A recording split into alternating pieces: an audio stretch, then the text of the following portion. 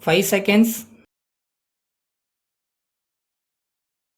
Start. Mr. Speaker Sir, I have great pleasure in congratulating the Honorable the Finance Minister on the very sound and able manner in which he has presented the budget for the year. I do not do so in a conventional manner, but I do so very sincerely because I feel that in spite of the fact that the ministry entered office only in the middle of July last, it has done its very best to present a budget which to a large extent tries to serve the people of this state. I may assure the finance minister that we on this side of the house are always prepared and ready to give our entire support to the government in all proposals and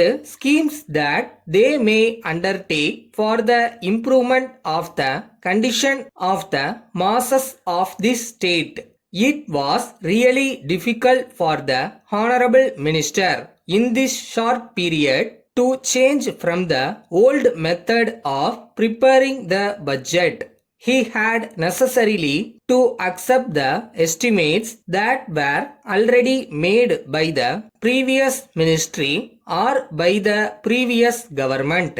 I would like to make in this connection a few observations on one or two features of the budget. In doing so, let me assure the Honorable the Finance Minister that I do so not in a spirit of criticism, but I do so in a spirit of placing the other side of the picture before him so that he may adopt such course as he thinks fit for the purpose of remedying the defects wherever possible. First, we are to a certain extent sorry about the way in which the lot of the agriculturist has been dealt with. Of course, we realize that the ministry did not have sufficient time to consider the question of land revenue in detail. It has not been possible for it to indicate whether the government will go into the matter fully during the present year and give some permanent relief to the agriculturist.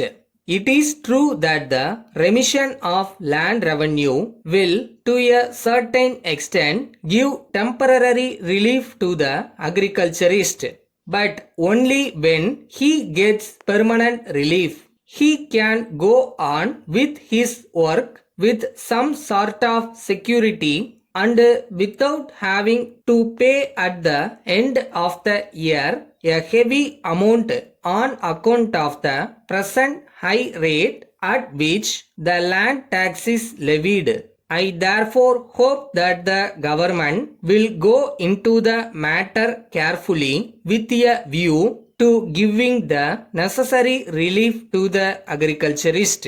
As regards education, some additional provision has been made for secondary education, particularly for building grants. There are many secondary schools which stand in need of building grants from the government. I do not know if it is a fact that the government have issued instructions to the education department not to give any new building grants to existing schools, although they may be in need of the same. I very much like to have information on this matter. Letter from Krishna and Company, 3 Anna Salai, Madras, to Messrs. Rama and Company, 10 Car Street, Tiruchirappalli. Dear sirs, we are in receipt of your letter of the 3rd March. As you are aware, we have been manufacturing and selling domestic appliances for a long time. We are enclosing here with a catalogue of our goods and we shall be glad If you select the articles that you desire to purchase from us and place the necessary order with us, we assure you that on receipt of your order, we shall take necessary steps to supply them to you at an early date. Normally, the goods will be supplied to you within 2 weeks from the date of receipt of order. As a special case, we shall try to supply you the goods required within a week from the date of receipt of order. One of the terms and conditions of sale is that if any of the goods are found damaged or are not working properly, we shall be pleased to supply fresh ones in their place at our cost. It should be brought to our notice within a week from the date of receipt of the goods. Yours faithfully.